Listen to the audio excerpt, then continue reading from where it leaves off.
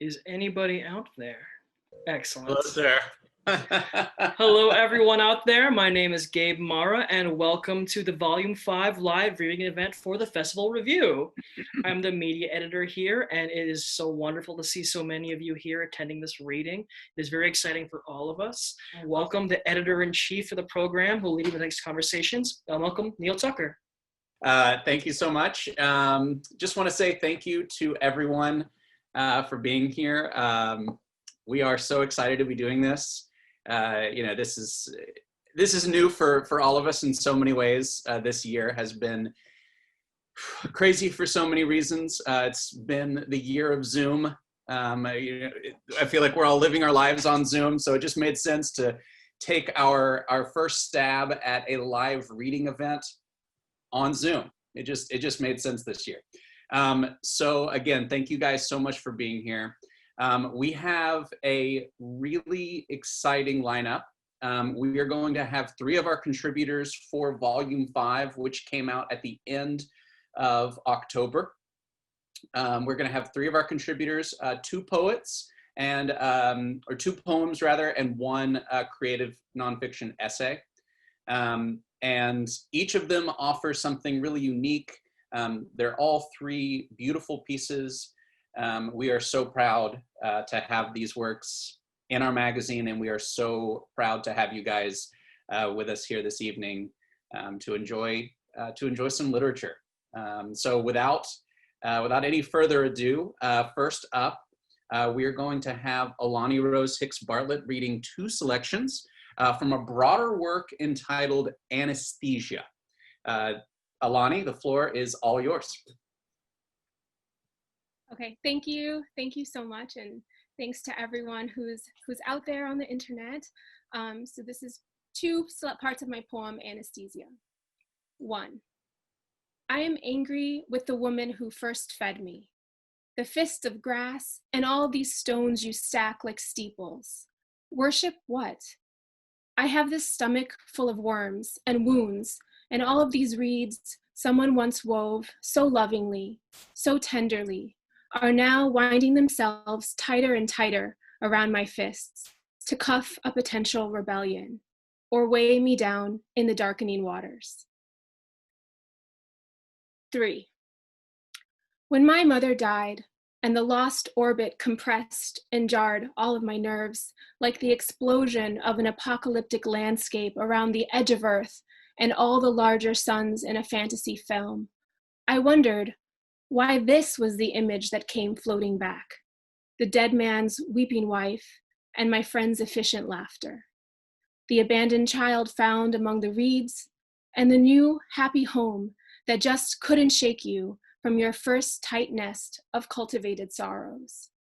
An attempt to drink yourself full of the slit and sludge of the bruised sea's shallowing rim that keeps on failing.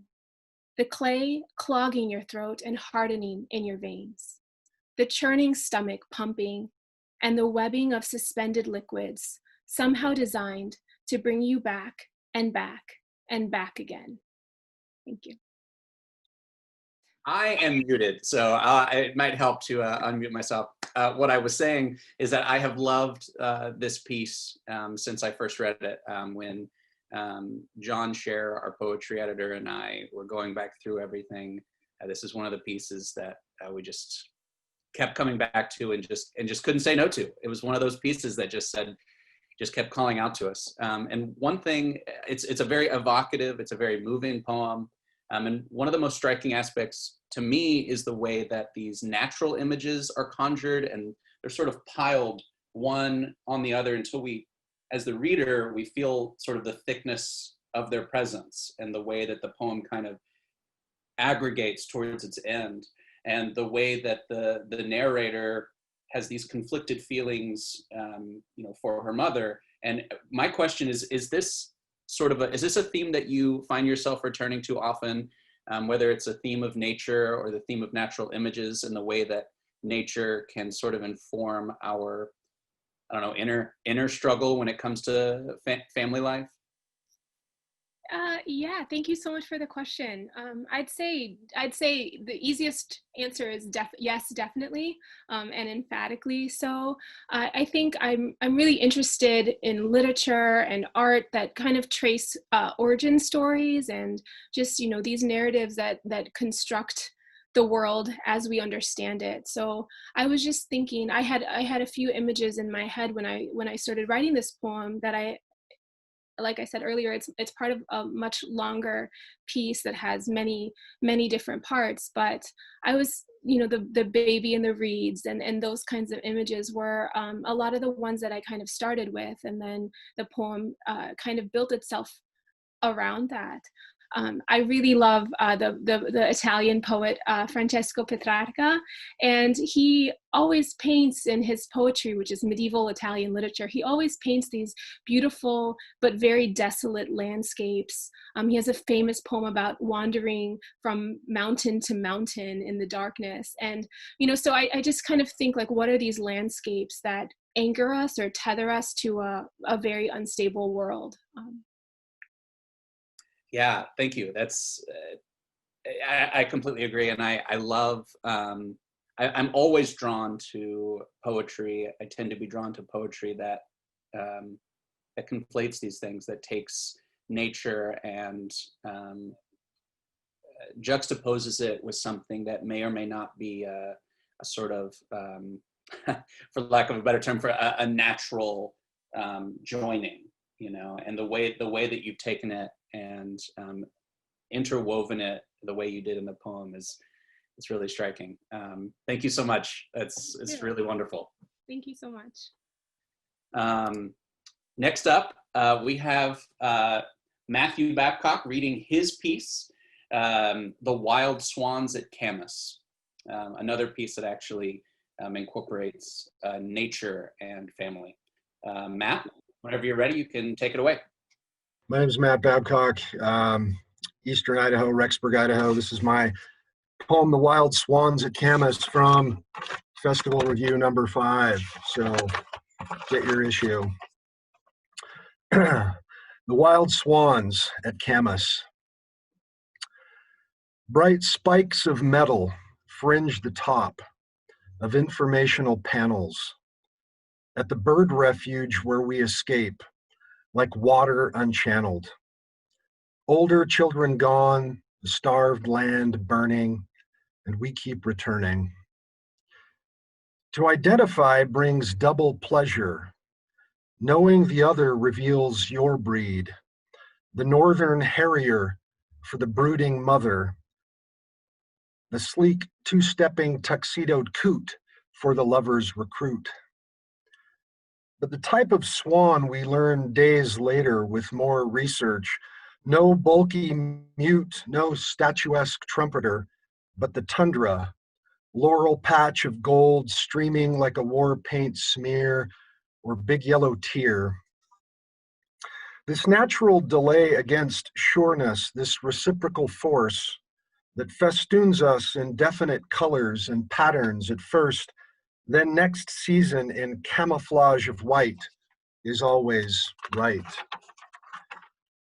The family evolving apart like a rare flock, taking 20 years to scatter across dusk, the dried up lake, the truth once clear, display hard proof that we're born to stay and to soar away. Thanks. Thank you, Matt. Again, another piece where we have a, that's right.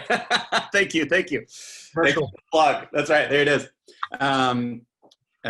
Yeah, again, thank you so much. What initially sort of caught my eye, I guess, is maybe I should say caught my ear, is the sound of the poem. These, some of the rhymes that you have, and the way that sort of builds on the overall effect.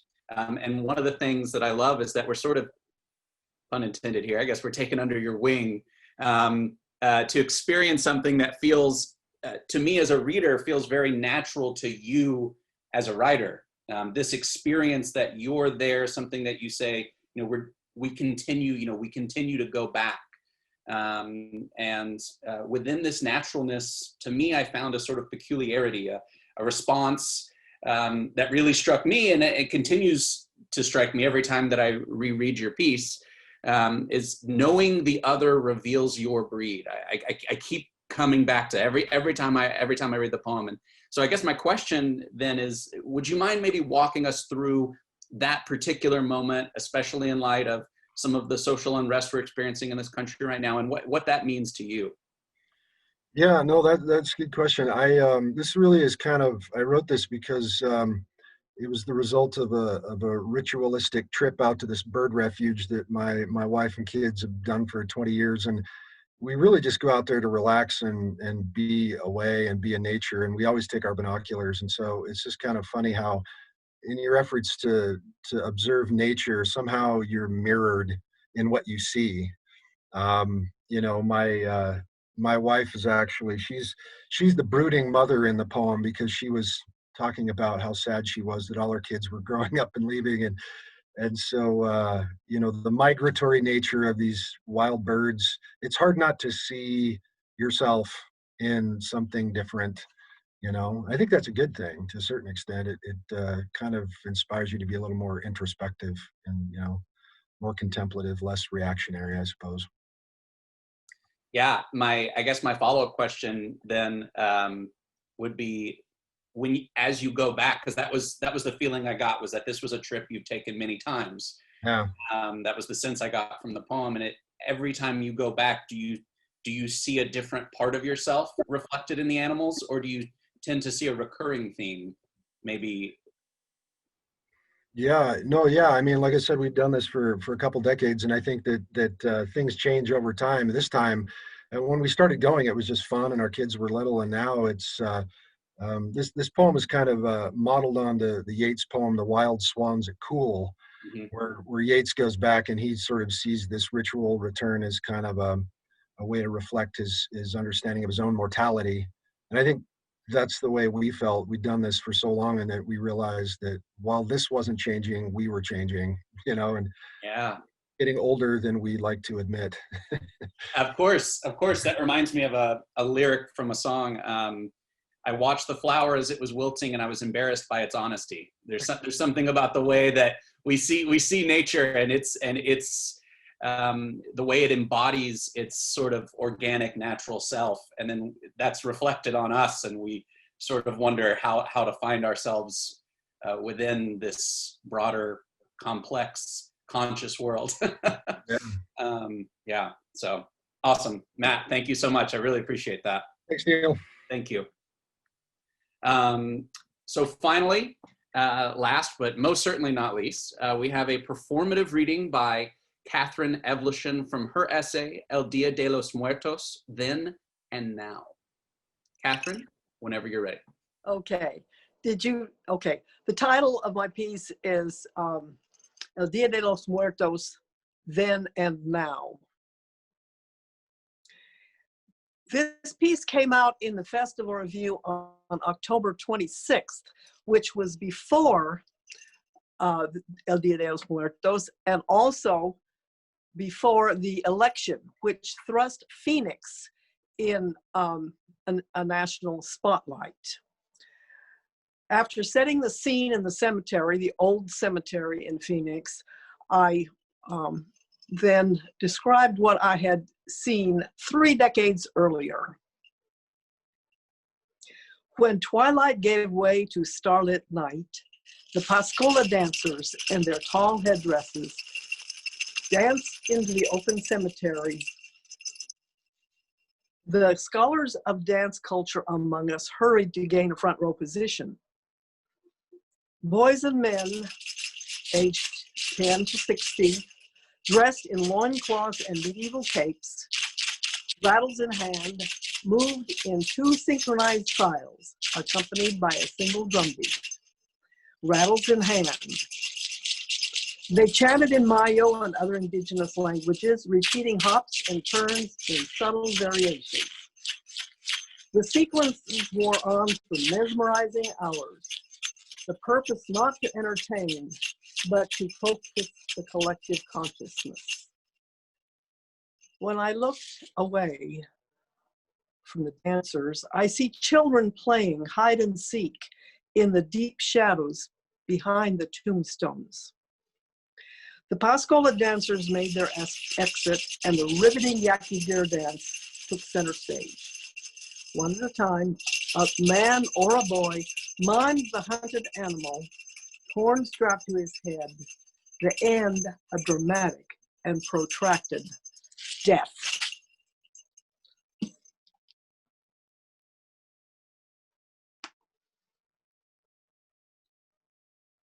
At last, in the hazy morning chill, while their descendants packed up cooking pots and trickled out of the cemetery, one could imagine the spirits of the dead return to their repose for another year.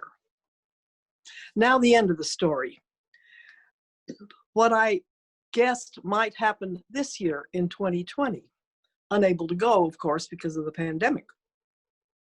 Phoenix struggles, along with the rest of Arizona, against outbreaks of La COVID, yet resists efforts to fully lock down public life. Day of the Dead announcements appear alongside COVID-19 alerts, and one major venue, Mesa Arts, has made the difficult decision to produce their annual festival virtually this season, just as the dance scholars were forced to hold a virtual conference this year in September. To add to the tumult, a contentious presidential election will reach its climax the very next day. In hindsight, a protracted drama. Another asteroid passes close to our planet. Recall that Arizona is the state where a meteor fell to Earth millennia ago, and the crater lies intact in the desert, a tourist attraction, a theology of irony. In the homes of the original residents of this barrio in Phoenix, coerced years ago by economic forces to move to the outskirts of town, we can predict altars, rituals, and food will be as elaborate and lovingly prepared as ever. But in the old cemetery, how many more family plots will reveal freshly dug turf, new headstones? What can we predict there? What can we predict anywhere in this year of the dead? Will the burial grounds lie abandoned as illness and unease grip the nation? In all this, to one scholar of dance, a single truth appears certain. The ancestors await our answer. Thank you. Catherine, thank you so much. I've never really experienced, like, I can honestly say I've never experienced anything quite like that. The way the performative elements are drawn into the text itself and makes it come alive. And I wasn't anticipating this, but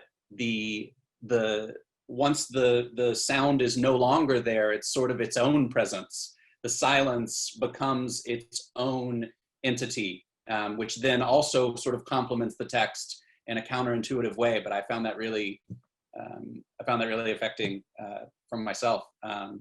One thing that struck me when I first read the piece was the way that you differentiate the way that Dia de los Muertos would have been celebrated decades ago when you were there, and the way that technology and the 15-minute news cycle, and especially a crazy year, the craziest year of 2020 that we've all experienced, and the way that would be experienced now.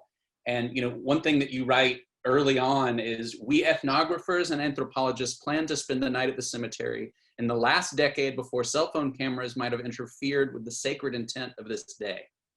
And then as you read also about the protracted climax of the presidential election, and my question then is, what was your experience like this year? And were you able to attend that virtual celebration like you talked about in the text? And you were looking forward to it. And I guess now my question is, looking back, what was that experience like this year, and how does that compare to actually sort of being present, being there in a world pre-technology?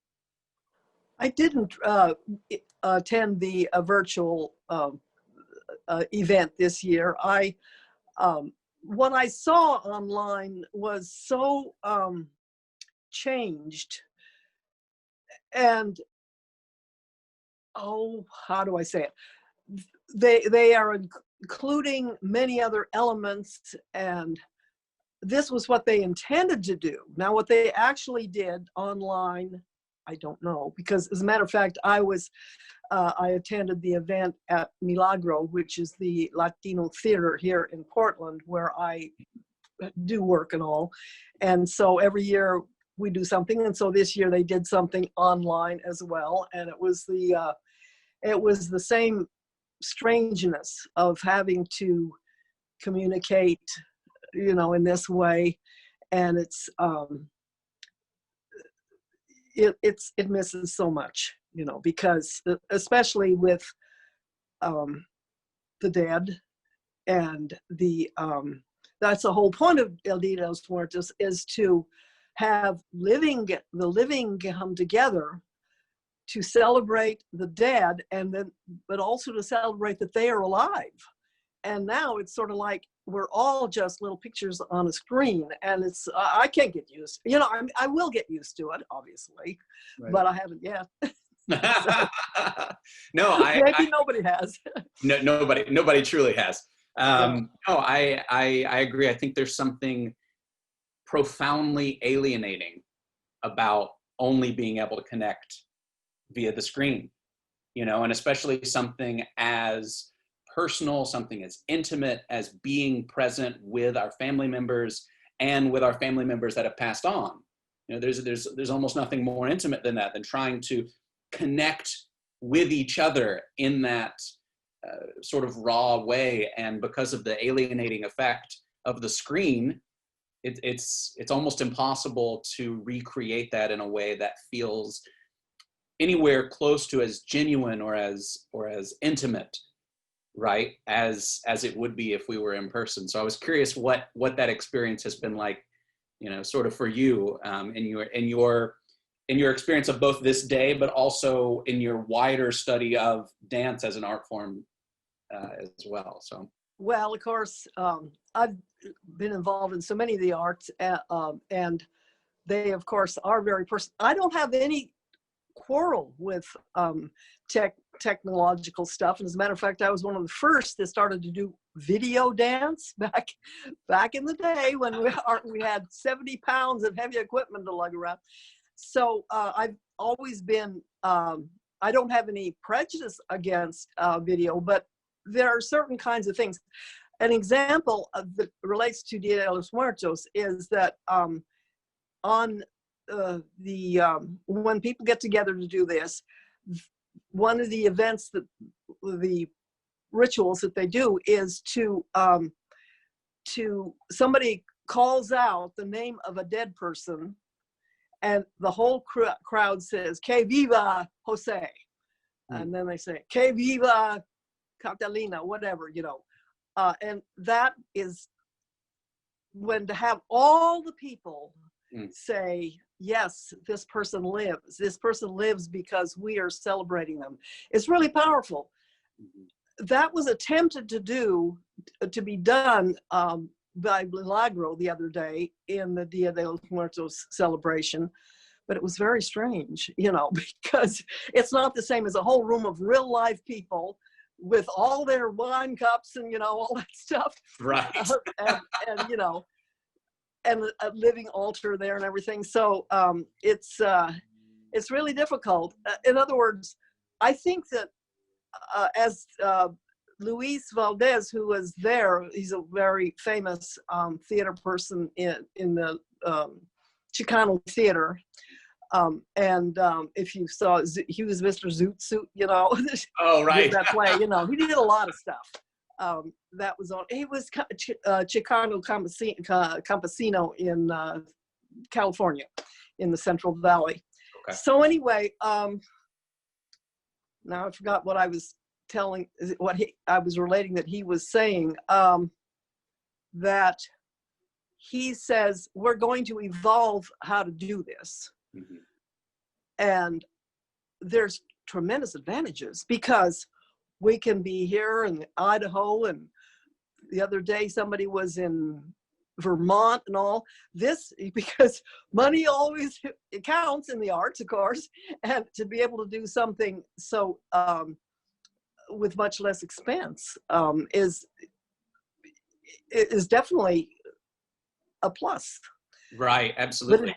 But the technique has to evolve so that it feels natural, Right. and flows and has artistic merit, and we're just in the beginning stages, right? Right, of course. No, the meeting place of the theater and of the communal aspect of a congregation, whether you're at a Dia de los Muertos celebration, or you're watching a ballet performance, or you're at a musical. You know, there is something different about the communal aspect of being physically present. But as we continue to live in this COVID lockdown world, we are trying our best to translate that experience to something that can be done, virtually. And that is sort of brings me full circle to what we're doing here tonight, and trying to bring us together from all across the country, all across the world, to experience literature together, and to have a night where we actually can sort of commune with one another, even though we are thousands of miles apart. So anyway, Catherine, thank you so much for that. I thoroughly enjoyed that performance. That was fantastic. Thank you. Thank you for having me. Again, I just want to take a moment to thank everyone for being here, for all of our contributors, Alani, Matt, and Catherine, for reading your excellent work. We are so proud to have your work in our pages, but also to have you here tonight and to have you read your work. Again, something I said earlier on, hearing the words of a writer in their own voice. There's something always really powerful about that. There's something I've always found that unique, whether it's in hearing someone at a live event, whether it's virtual, whether it's a podcast or an audiobook, and you hear people read their own text. There's something about the way it can come alive there. So thank you again. We also really hope to see you all for Volume 6. We're going to be doing a live event moving forward. This was our first. And so thank you so much for making it a success. We're going to be doing the next one in January, after our holiday event, after things have sort of hopefully died down a little bit after travel or anything like that. We'll be sure to send you all the specifics. To wrap it up here, I'm going to send it back to our media editor, Gabe, and he is going to wrap up the evening for us. Gabe? All right, everyone. So let's see. So what we're going to do is I'm going to allow everyone to unmute themselves. So I set a prompt out there. So if everybody wouldn't mind, please unmute yourself so we can give a round of applause to all of our readers. So I hope everyone's going to mute themselves in a moment or two. I think there's a button to do this, but I don't know what's happening. Okay, here we go. All right, everyone, in 5, 4, 3, 2, 1.